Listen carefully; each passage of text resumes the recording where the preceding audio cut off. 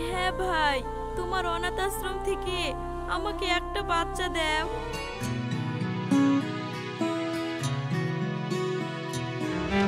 তুই আমার গায়ে হাত দিলি, তোর কিছু বলেছি? যা পাখিটাকে নিয়ে আয়, খাঁচায় বন্দি করে রাখবো। ঠিক আছে গুরু।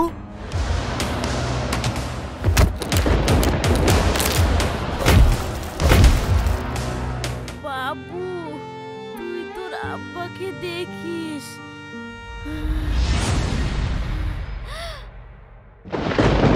ওগো, কি হলো তোমার?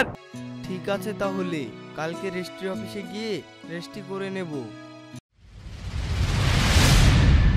এ কি বাবু, তুই আমাকে না জানিয়ে বিয়ে করে আনলি?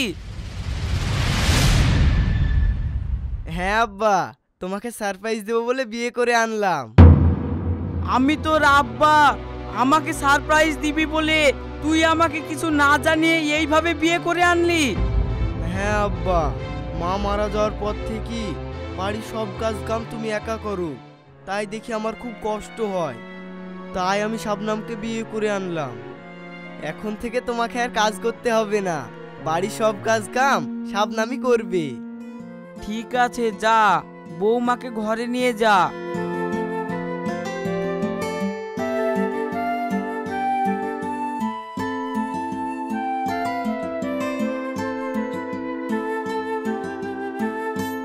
অসীমকে অনাথ আশ্রম থেকে আনার পর কত কষ্ট করে মানুষ করলাম, আর ওর মাও বেঁচে নেই। ও আমাকে কিছু না বলে বিয়ে করে আনলো। কি আর করব, সবই আমার কপাল।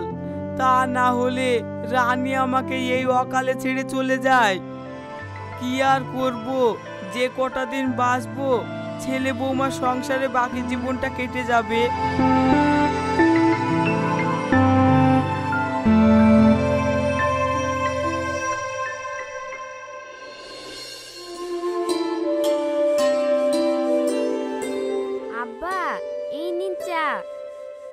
বৌমা, আমাদের এখানে তোমার ভালো লাগছে তো? হ্যাঁ হ্যাঁ, ভালো লাগছে। ভালো লাগবে না কেন? আমাদের এই ছোট্ট সংসারে আমি, আপনি, আপনার ছেলে বেশ ভালোই আছি। ছোট্ট সংসার বললে হবে? সংসারটাকে তো বড় করতে হবে। খুব তাড়াতাড়ি একটা নাতি নাতনি নাও। শেষ বয়সে নাতি নাতনির সঙ্গে খেলাধুলা করে বাকি জীবনটা কাটিয়ে দেব। আব্বা, আপনি কি যে বলেন? শাবনাম, আমি অফিসে বেরিয়ে গেলাম। আব্বা, গেলাম।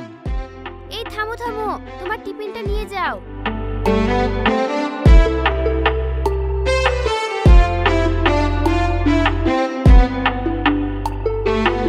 এই নাও।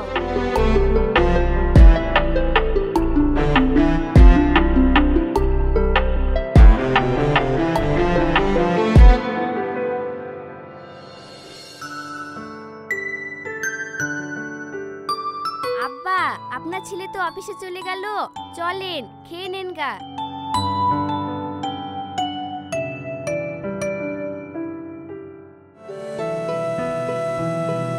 আব্বা, এই নেন, খেয়ে নেন।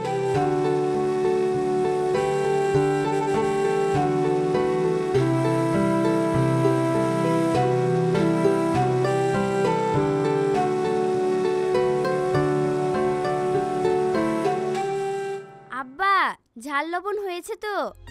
হ্যাঁ হ্যাঁ বৌমা, ভালোই হয়েছে। তোমার হাতের রান্না ভালো হবে না তাই হয়? তুমি আমার একমাত্র বৌমা। বৌমা, তুমিও খাও। না না আব্বা, আপনি খেয়ে নিন, আমি কাজটা ছেড়ে পরে খাবো।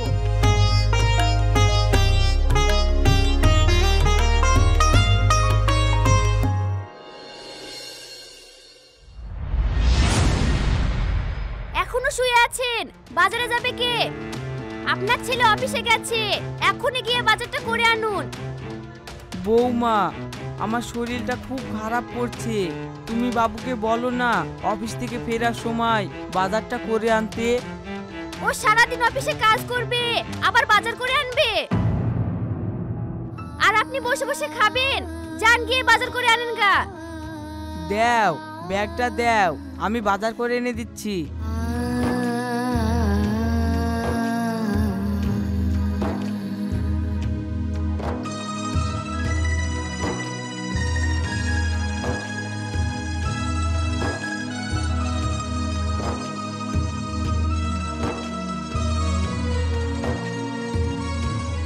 বৌমা আমার সঙ্গে এত খারাপ ব্যবহার করে, আমার বাড়িতে আমাকে অবহেলিত করে।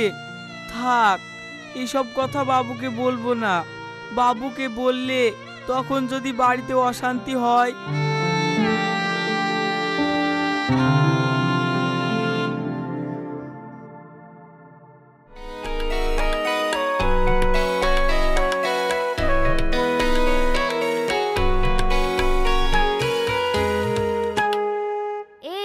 তোমাকে কিছু বলার আছে। হ্যাঁ, কি বলবে বলো। তুমি অফিসে চলে যাও আর তোমার আব্বার অত্যাচার শুরু হয়ে যায়। ইয়াই দাও, ওয়াই দাও, সেই দাও। এত বড় সংসারের সব কাজ কাম করার পরেও তোমার আব্বার পেছনে আমাকে খাটতে হয়। আমি আর এত কাজ কাম করতে পারছি না। আমি আর এখানে থাকবো না। আমাকে মায়ের বাড়ি রেখে আসো গা। শাবনাম, তুমি এত রাগ করছো কেন? এখন আব্বার বয়স হয়ে গেছে। এখন যদি আব্বাকে না দেখি তাহলে লোকে কি বলবে বলো তো? তুমি সারাদিন বাড়িতে থাকো না। সারাদিন আমি বাড়িতে থাকি, কত অশান্তি ভোগ করতে হয় সেটা আমি জানি। আবার তোমার আব্বার জন্য আমাদের কোথাও যাওয়া হয় না। এই তো কদিন আগে তোমার অফিস থেকে ট্যুর ছিল। আব্বা একা বাড়িতে থাকবে, আব্বাকে রেখে বেড়াতে যাব কেমন হয় তাই বলে গেলা না। আবার তোমার আব্বার জন্য মায়ের বাড়ি, কোনো আত্মীয়র বাড়ি, কোনো অনুষ্ঠানেও যেতে পারি না। তোমার আব্বা হচ্ছে আমাদের পেছন ভারী। আমাদের তো এখন ঘুরে বেড়ানোর বয়স, সেসব তো কোনোদিনও হয় না। শুধু বাড়িতে কাজ করো আর শ্বশুরের দেখাশোনা করো। এটাই কি আমার জীবন? আমার জীবনে কি সকালাত বলে কিছুই নাই? তুমি স্বামী হিসেবে আমার কোনো সকালাত পূরণ করতে পারোনি। সবসময় শুধু আব্বা আর আব্বা। শোনো, এই বিষয়ে আমি তোমাকে জানিয়ে রাখলাম। এই বিষয়টা নিয়ে যদি তুমি না ভাবো তাহলে আমি যা করার করব। ঠিক আছে, ঠিক আছে, তুমি এই নিয়ে চিন্তা করো না। আমি এই বিষয়টা নিয়ে দেখছি। অনেক রাত হয়েছে, এবার ঘুমাও।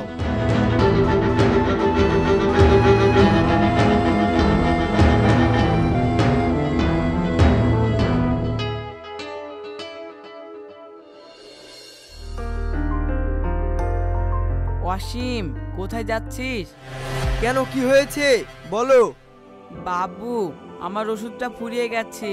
বাড়ি আসার সময় ওষুধটা নিয়ে আসিস না।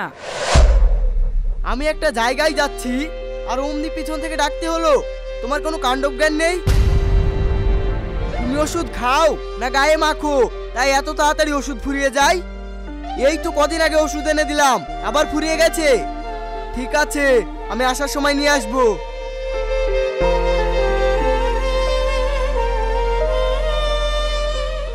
অসীম আমার সঙ্গে এইরকম করতে পারলো? কি আর করব, সবই আমার কপাল।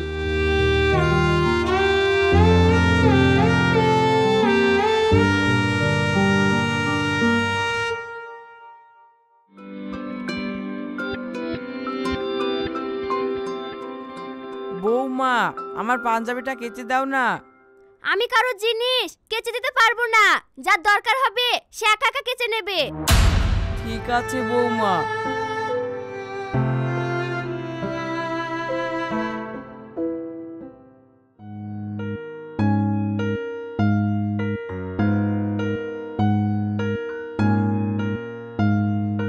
কই, আমি তোমাকে বললাম, তুমি তো কিছুই ভাবলে না।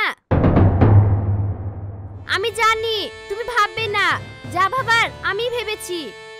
যদি তুমি আমার কথা না শোনো তাহলে আমি আমার বাপের বাড়ি চলে যাব। আর কোনোদিন এই বাড়িতে আসবো না। তুমি তোমার বাপকে নিয়েই থাকো। ঠিক আছে, তুমি কি ভেবেছো বলো? শোনো, তুমি তোমার আব্বাকে বৃদ্ধাশ্রমে রেখে আসো গা। ওখানে তোমার আব্বা ভালোই থাকবে আর তুমি মাসে মাসে টাকা পাঠিয়ে দিবা। তাহলে আমাদের ইচ্ছা মতো সব জায়গায় বেড়াতে যেতে পারবো, ঘুরতে যেতে পারবো।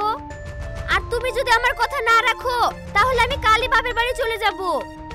ঠিক আছে, তাই করব।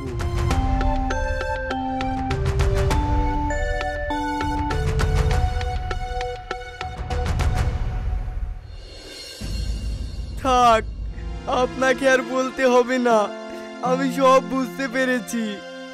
আপনি আমার আব্বাকে ডাকুন।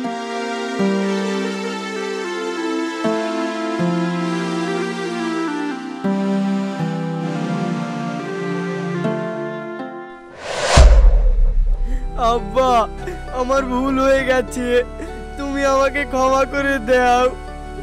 আমার বইয়ের চক্রান্ত আমি বুঝতে পারিনি।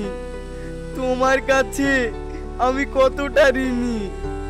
আব্বা, চলো বাড়ি চলো, তোমাকে আর বৃদ্ধাশ্রমে থাকতে হবে না, তুমি আমাদের সঙ্গে একসঙ্গে থাকবে। চলো। যে ছেলেকে অনাথ আশ্রম থেকে নিয়ে এসে কোলেপিঠে করে মানুষ করলো, সেই ছেলে তার বোর চক্রান্তে তার বৃদ্ধ বাবাকে বৃদ্ধাশ্রমে রেখে আসলো। তাই আপনাদেরকে বলছি, কোনো কাজ করার সময় বোর চক্রান্তে না পড়ে নিজে চিন্তা ভাবনা করে করবেন। সকলে ভালো থাকবেন, সুস্থ থাকবেন। আমাদের ভিডিও ভালো লাগলে লাইক, কমেন্ট, শেয়ার করবেন। ধন্যবাদ।